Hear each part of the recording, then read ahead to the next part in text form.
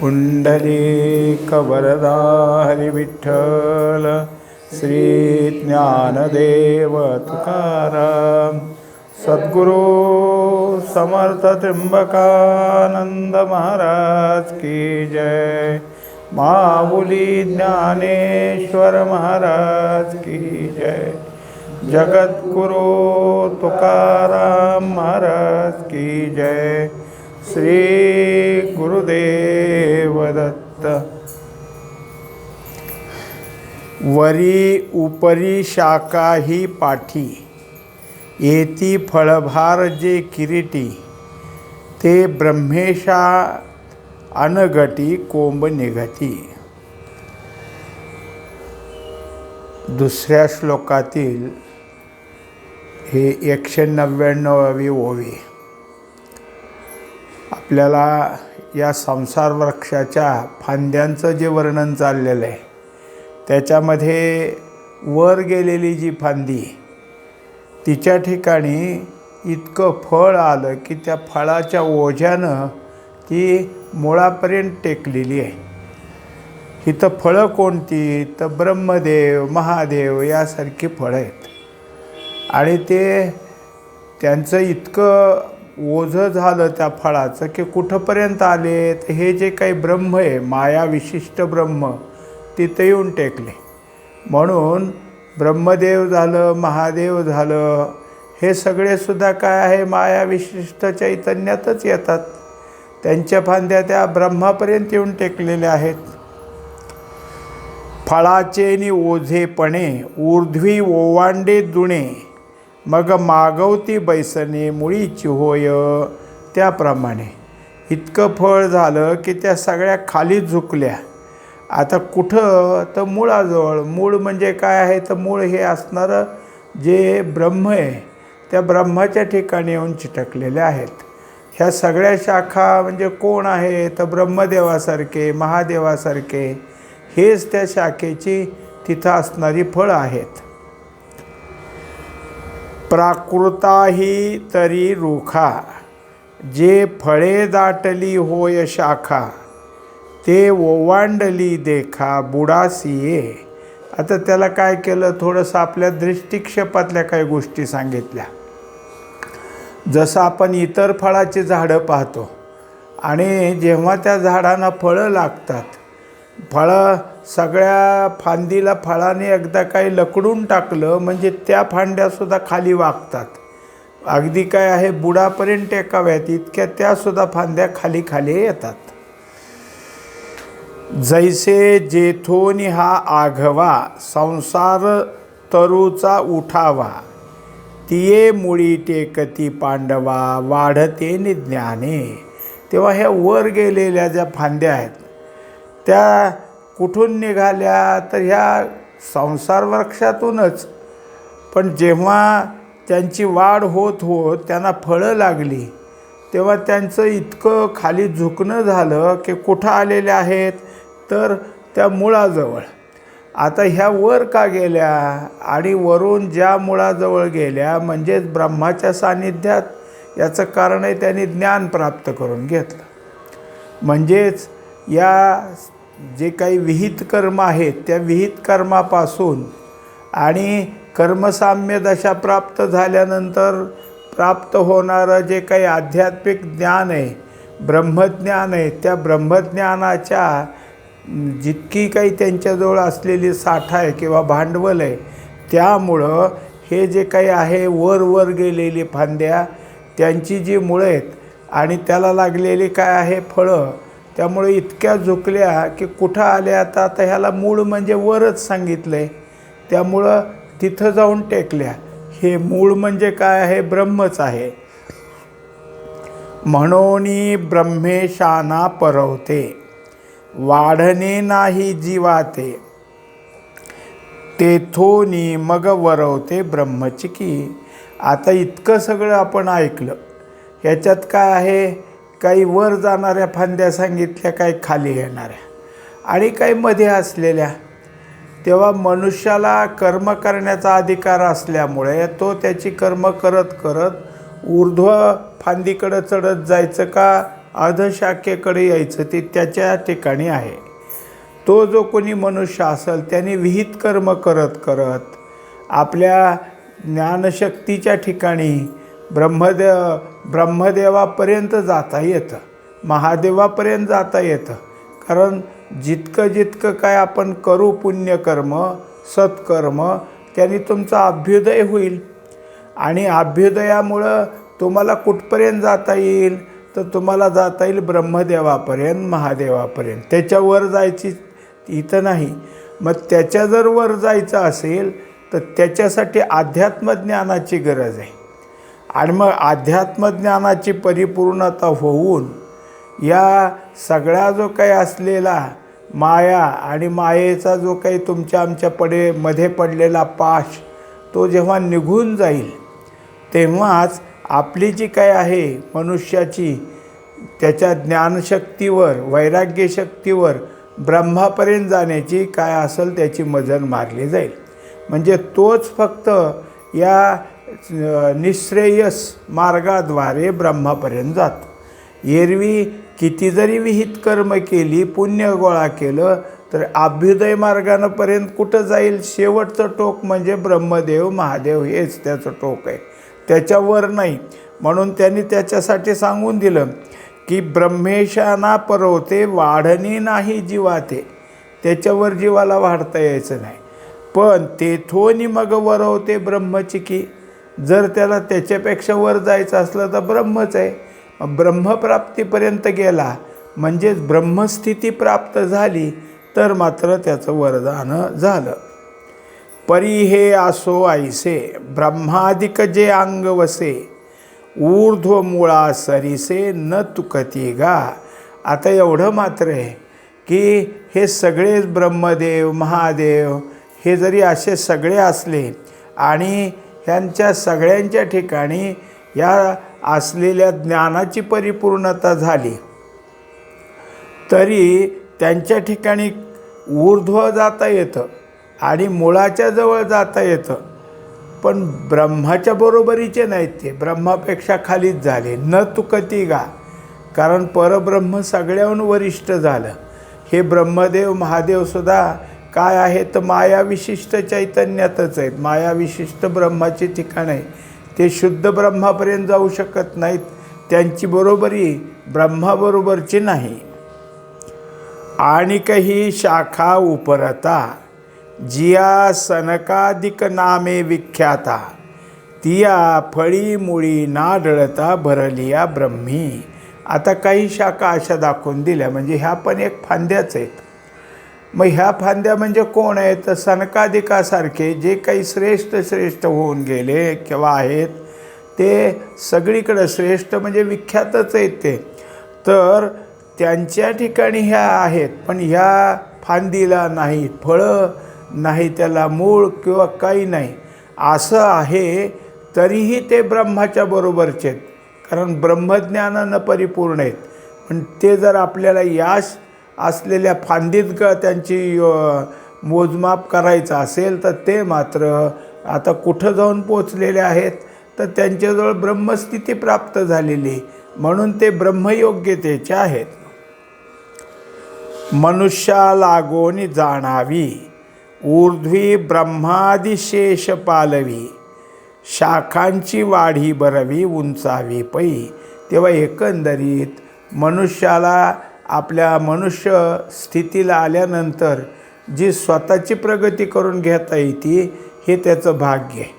कारण त्याला यामध्ये कर्म करण्याचा अधिकार असल्यामुळं त्यांनी जर सत्कर्म करत गेला तर सत्कर्मापासून त्याची वाढ होत होत होत तो ब्रह्मदेवापर्यंत जाईल.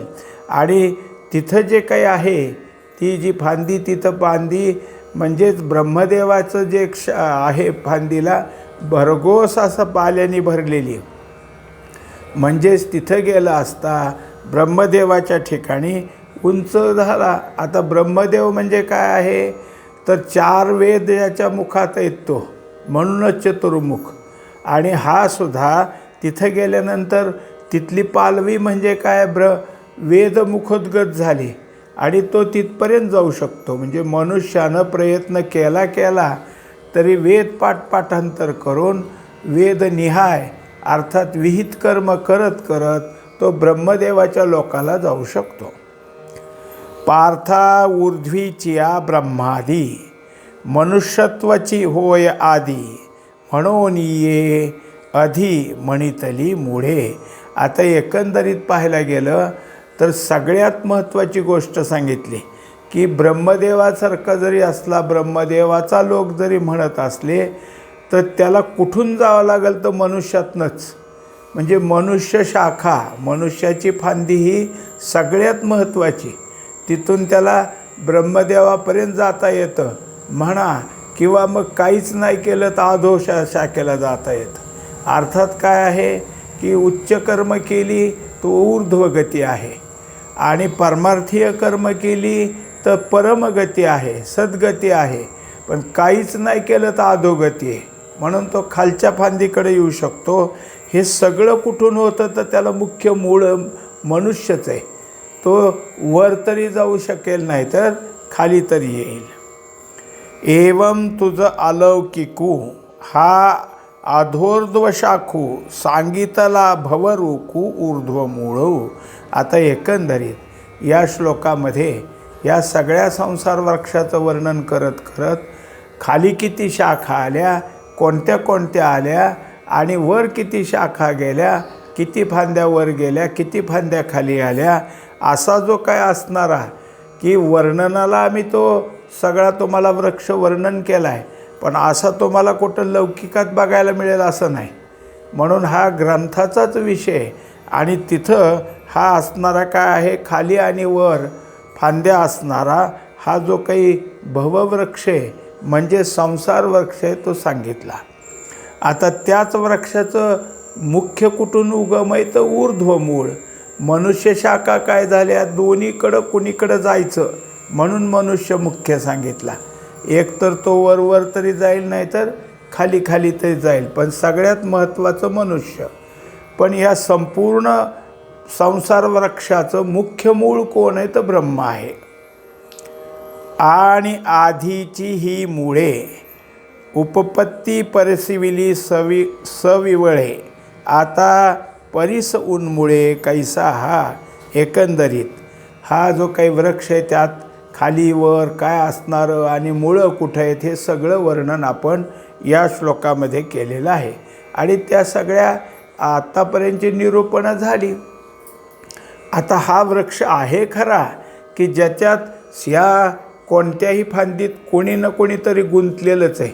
खालच्या फांदीपर्यंत कोणी काय आहे की आहेत पशु पक्षी वाघ सिंह हे सगळे, आणि वरच्या फांदीत देवादिकांचं आहे, मधल्या फांदीत मनुष्य आहेत. ही सगळी वर्णनं झाली. पण या वृक्षातनं निघायचं कसं, हा वृक्ष आम्हाला काय असाच गुंतून टाकणार का. तेव्हा सांगितलं आता तो कसा उन्मळून टाकावा, कसं त्याला काढून टाकावं या संबंधी आपण विचार करू.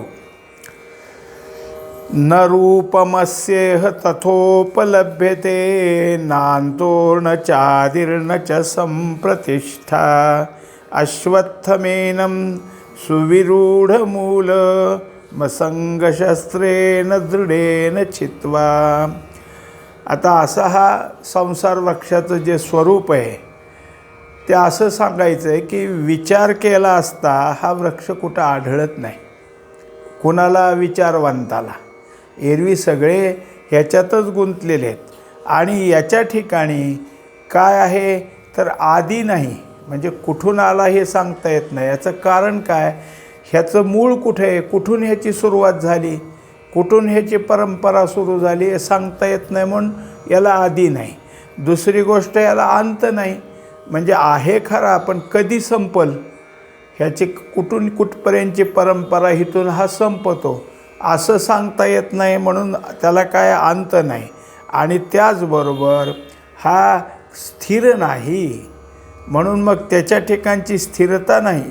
शिवाय कसं आहे तर याला जर काही काढून टाकायचं असेल तर मग मात्र काय करावं लागेल आपल्याला, तर आपल्याजवळचे जे काही अहंकार आहे, ममता आहे, वासना आहे, ह्या सगळ्यांना बाजूला करण्याकरता या वृक्षाचा विचार करावा लागेल. ज्या वृक्षामध्ये आपण पाहिलं त्याच्यात कोणत्या प्रकारची सत्ता, कोणत्या प्रकारचं सुख किंवा तिथं शांती, प्रियता आणि सुंदरता हे काहीच नाही.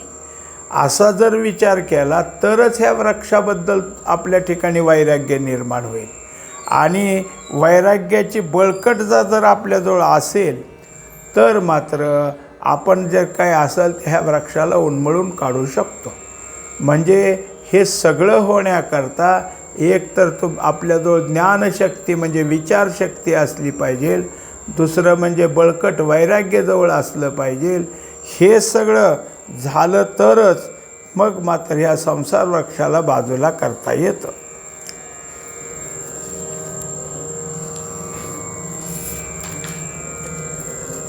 परी तुझा हन पोटी ऐसे गमेल किरीटी, जे एवढे झाड उत्पाटी ऐसे काही असे. आता ज्या वृक्षाबद्दल सांगितलं हे कितीतरी भव्य आहे, कारण वर खाली केवढ्या तरी फांद्या त्याच्या गेल्यात, केवढा तरी विस्ताराचा आहे. आणि जे जे काही मनुष्य आहे ते अनादिकालापासून ह्याच्यातच आहे की सतत काय आहे, काही जातात तर नवीन निर्माण होतात, पुन्हा काही जातात तर हे सतत आहे. संपूर्ण असं कधीच होत नाही की कोणत्या प्रकारची जातच नष्ट झाली. म्हणजे पशुपक्षी असो, मनुष्य असो किंवा दुसरं काही असो. आता हे ज्या काही 4 खाणी सांगितल्या त्यातलं सगळंच संपलं आहे असं नाही. पहिलं जातं की दुसरी जागा भरली जाते, म्हणून हा सतत चालू आहे.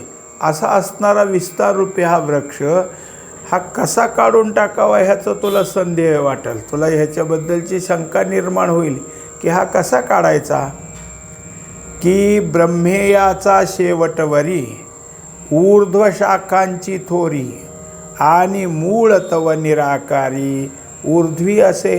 आता यात सांगितलं की हा जो काही आहे वृक्ष ह्याच्यातली वर गेलेली जी फांदी त्याच्यातलं वरचं टोक कोण आहे तर ब्रह्मदेव. आणि त्याच्यानंतर ह्या संपूर्ण वृक्षाचं मूळ कोण आहे तर तो निर्गुण ब्रह्म. म्हणजे हे सगळं वरची बाजू दाखवून दिली. हा स्थावराही तळी फाकत असे आधीच्या ढाळी, माझी धावत असे दुजा मोळी मनुष्यरूपी. आणखीन काय सांगितलं होतं तर जे जे काही स्थावर आहे, स्थिर असणारी जी सृष्टी, आणि जे असे असणारे प्राणी आहेत की ते पशु पक्षी अशा प्रकारचे सगळे ही खाली आलेली फांदी, हे एक सांगितलं.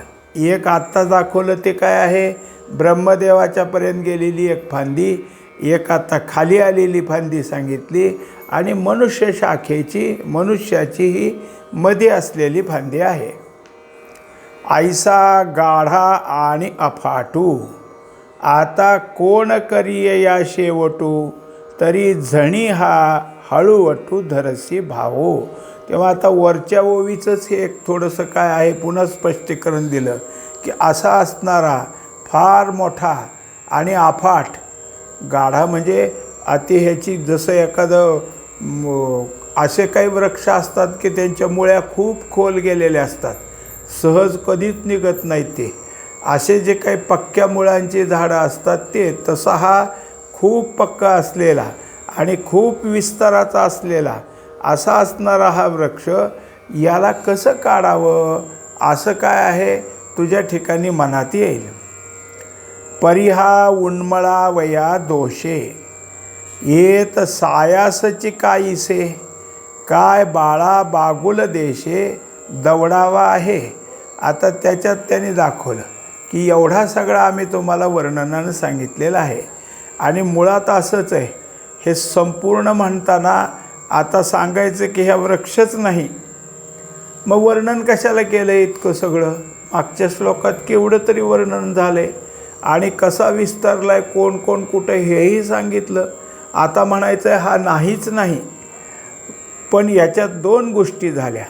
जोपर्यंत अज्ञान आपल्याजवळ आहे तोपर्यंत तो आहे, आणि जेव्हा अज्ञान निघून जाईल आणि परिपूर्ण विचार आपल्याजवळ येईल तेव्हा तो नाहीच, नव्हताच असं पुन्हा म्हणावं लागेल. तेव्हा या सगळ्याला बाजूला काढायचं असेल तर एवढा विचार काय. याच्यामध्ये एक आहे की लहान मुलाला भीती दाखवण्याकरता बागुल आहे असं सांगितलं जातं. मग आता तो जो काही बागुल त्याला भीती घालण्यास सांगितलं जाईल की हिथं आहे किंवा बाहेर नाही येतो, त्याची भीती संपली. आता त्या बागुलाला काय पुन्हा कुठंतरी लावावं लागेल काय, जा आता तो इथं, आमचं काम संपलं असं म्हणायचं काहीच कारण नाही, कारण तो नव्हताच मुळात. याला फक्त काय आहे, भीतीपुरतं त्याला काहीतरी त्याचा धाक वाटावा म्हणून तो उभा केला होता. गंधर्वदुर्ग काही पाडावे, काय शशविशान मोडावे, होवावे मग तोडावे ख पुष्पकी. आता ढग जे असतात त्या ढगाच्या ठिकाणी वेगवेगळे आकार आलेले असतात, पण जेव्हा संध्याकाळची वेळ किंवा सकाळी सूर्योदयाला त्या ढगावर जे काही रंग उमटतात, रंगीत असं काय ऊन पडलं की त्याला कधी पिवळाई कधी लाल लाल असे जे काही रंग येतात त्याला गंधर्व नगरी असं म्हटलं जातं. आता ही गंधर्व नगरी, हिला काय करावं लागेल, आता ही नगरीत बरखास्त करायची म्हणलं तर जशी बाकीच्या भिंती पाडावं लागतात तसं पाडावं लागेल का, कारण ते मुळातच काय आहे, निघून जाणारे ढग आहेत, ते भासलेलंच आहे. दुसरं उदाहरण दिलं, काय शशविशान मोडावे, सशाचे शिंग मोडून टाकायचे का, त्याला शिंगच नाहीत तर मोडायचं काय प्रश्न येईल. होवावे मग तोडावे ख पुष्प, आणि आकाशाचं फूल तोडा, त्याला येतच नाही कधी तर ते फूल तोडायचं आहे. म्हणजे ज्या नसणाऱ्या गोष्टीत त्या गोष्टी तुमच्या आमच्या बोलण्यात असतात. हे काय आहे, उगीच नाही दिले, आपण सुद्धा बोलताना बोलतच असतो हे सगळं, पण हे जसं नाहीच हे खात्रीशीर आपल्याला माहीत असतं, म्हणूनच ह्या वाक्यांचा आपण बोलण्यामध्ये उपयोग करतो. प्रसंगाला जिथं लागत असेल तिथं हे वाक्यप्रचार घ्यायचे. पण ते खरे आहेत का, तर खरे नाहीत हे बोलणाऱ्याला सुद्धा माहीत असतं. तसं हे खरं नाही हे आता काय आहे, स्पष्ट झालेलंच आहे. तैसा संसारू हा वीरा, रुख नाही साचोकारा, मा उन्मुळनी दरारा काहीसा तरी. तेव्हा हे अर्जुना, तसं पाहायला गेलं तर हा संसार वृक्ष नावाचा कोणत्याही प्रकारचा वृक्ष नाही, हा सत्यच नाही. हा जो काही आहे तो मिथ्या स्वरूपानं तुमच्या आमच्या पुढं उभा राहिलेला आहे. आणि मग तो जर सत्य नाही तर हा कसा काढून टाकावा ह्याची भीती बाळगायचं काय कारण आहे. जोपर्यंत आपण ह्या संसार वृक्षात गुंतलेलो आहोत आणि त्याचं सत्य मानून त्याचा व्यवहार करतो तोपर्यंत आहे. आता ज्या ज्या ठिकाणी ह्या संसाराचं सत्यत्व आहे त्याच्याजवळ जे संसाराशिवाय असलेलं सत्य ब्रह्म ते राहतच नाही. सत्य गेले भोळ्यावारी आणि असत्याची चाले थोरी. तिथं जर काही असेल तर असत्य म्हणा किंवा अविद्येची चाले थोरी. जर त्याच्याजवळ जर सत्य माहीतच असतं तर हे कशाला उभं राहिलं असतं. मग हे उभं राहतं आहे का, तर त्याचं कारण आहे की त्याला सत्यत्व दिलं. आणि हा संसार सत्य नसून अनित्य आहे असा जर विचार आपल्या ठिकाणी आला तर हा कसा काढून टाकावा ह्याचा विचार करायची गरज नाही, त्याची भीती बाळगायची सुद्धा गरज नाही. आम्ही सांगितले जे परी, मूळ डाळाची उजरी, जे वांजेची घरभरी लेकुरे जैशी. आता हे सांगितलं खरं, पण हे सगळं सांगण्यामध्ये काय आहे की या सगळ्या गोष्टी ज्या आहेत त्याचं काय होतं, तर मनुष्याच्या ठिकाणी अशा तऱ्हेची जी काही भ्रांती आहे त्या भ्रांतीने निर्माण सगळं झालं. तो एक प्रकारे त्याचा भ्रमच आहे. पण तो सहजासहजी, काही भ्रम असे असतात की ते पटकन निघतात आणि काही भ्रम पक्के इतके असतात की लवकर निघत नाहीत.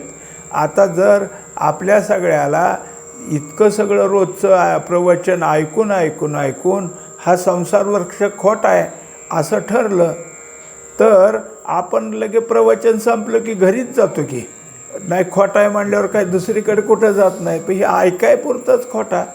मग हा खोटा इतकं परिपक्व होणं हे जे काय असेल तर ते सगळं होण्याला वेळ लागतो.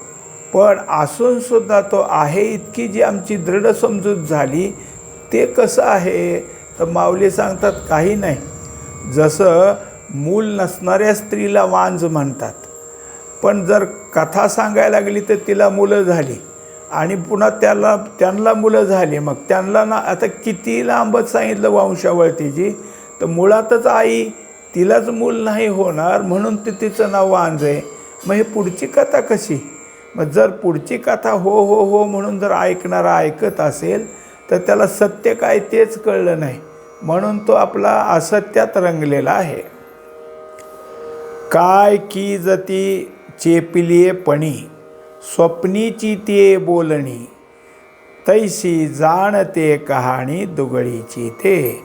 एकंदरीत जसा स्वप्नामध्ये काही आपल्यापुढं होतं, कोणाचं काही देणं घेणं होतं अथवा कोणाचं बोलणं होतं, हे सगळं जरी स्वप्न आपल्याला जागे झाल्यावर आठवत असलं तरी ते बोलणं खरं असतं का? कारण ते स्वप्नातलं आहे. आणि जो मनुष्य जागा झाला त्याच्या स्वप्नात हे सगळं असलं तरी त्याला जागं झाल्यावर तू ऐकलेलं तू बोललेला हे खोटं होतं हे काही ग्रंथ घेऊन सांगावं लागत नाही किंवा कोणत्या तरी ज्ञानी याला आणून सांगावं त्याची त्याला कळतं. कारण स्वप्नच मुळात खोटं हे त्याला कळत असल्यामुळं स्वप्नातलं बोलणंसुद्धा खोटं आहे हे त्याला काय आहे कधी कळतं? जागं झाल्यावर. प्रत्यक्ष स्वप्नात मात्र सगळं सत्य, कारण त्या अवस्थेचं स्वतःचं सामर्थ्य आहे. ती अवस्था स्वतःच्या अंमलामध्ये सत्य सगळं ठरवत असते आणि ती अवस्था बदलली की मग मात्र खोटं काय आहे ते कळतं. तसं ह्या सगळ्या आता वर सांगितलेली वांजेची मुलं ही सगळी कथा म्हणजे काय आहे? दुबळी. हिच्यात काय उगा आपला तो मला काहीतरी सांगायचं आहे, ऐकणारा ऐकतच राहतो. ऐकणारा जर पहिल्यांदा म्हणला असता थांब थांब असं कुठं झालं का? वांजेला कुठं मुलगा असतो का? मग ती कथाच थांबली असती. पण तो बोलतोय म्हणल्यावर ती वाढतच जाईल. तशी ही वाढत गेलेली कथा आहे. वाचोनी आम्ही निरूपिले जैसे, ययाचे अचळ मूळ असे तैसे, आणि तैसीची जरी हा असे साचोकारा. आता आम्ही निरूपण केलं, पण ह्याच्यात या संपूर्ण वृक्षाचं जे मूळ आहे ते मात्र स्थिर आहे, त्याच्या ठिकाणी काही नाही. आणि मग मात्र पुढं सगळं जर काही असेल तर तेच सत्य आहे. त्याच्यापासून निर्माण झालेला वृक्ष सांगण्यामध्ये काही नाही. तरी कोणाचे नि संताने निपजती यया उन्मळणे, काय फुंकलिया गगने जाई जेल गा. आता थोडंसं काय प्रश्नार्थकच विचारलं. मग सांग अर्जुना, हा जर वृक्ष तुला आहे असा सत्य वाटत असेल तर कोण्या माईच्या पोटी असा एखादा मुलगा जन्मालेल की तो ह्या वृक्षाचं छेदन करील? असं कधी होईल का? असा कोणाच्या ठिकाणी आहे का सामर्थ्य शक्ती? नाही तर दुसरं एक विचारतो तुला, त्याचं उत्तर दे की जसं एखादा पालापाचोळा असला आणि तो आपल्याजवळ आला, काहीतरी झाडाचा पाला आपल्या वाऱ्याने मांडीवर येऊन पडला किंवा कुठं झाला तर आपण फुंक मारतो आणि त्याला बाजूला ढकलतो, त्याला काढून टाकायचं नाही. फुंकलं की ते जातो उडून. तसं आकाशाला फुंकल्यावर जाईल काय? फुंकर मारली ना आकाशच कुठं जाईल? असंही कधी होत नसतं. म्हणोनी पै धनंजया, आम्ही वानिले रूप ते माया, कासवीचे तूपे राया ओगरिले जैसे. तेव्हा आता एकंदरीत आम्ही जे काही वर्णन केले ते सगळं हे मायेचं वर्णन केलं आहे. मग तिथं काय आहे? अस्तित्वच नाही, नसलेली ती, आणि तिच्या ठिकाणी आहेपणाचं वर्णन केलं. मग त्याला उदाहरण दिलं की कासवीचं तूप राजाला जेवणात वाढलं. मुळात कासवीला दूधच नसतं. ती जे आपल्या बाळाला दुग्धपान करते ते नजरेनं समोरासमोर झालं ह्याची आणि त्याची दृष्ट भेट झाली की पुढच्या बाळाचं पोट भरतं. ते जर आहे, तिला स्तन नाहीत, तिला दूध येत नाही तर तूप कसं व्हायचं. म्हणजे हे जसं आहे तसं आत्तापर्यंत ह्या वृक्षाचं वर्णन आहे. तेव्हा एकंदरीत हा वृक्ष म्हणजे आसून नसल्यासारखा कसा आहे, असला असं वाटत असलं तर ह्या नाहीतलाच आहे, हे सगळं आता समजून द्यायचं आहे. पुंडलिक वरदा हरी विठ्ठल, श्री ज्ञानदेव तुकाराम, सद्गुरू समर्थ त्र्यंबकानंद महाराज की जय, महाबुली ज्ञानेश्वर महाराज की जय, जगद्गुरु तुकाराम महाराज की जय, श्री गुरुदेव दत्त.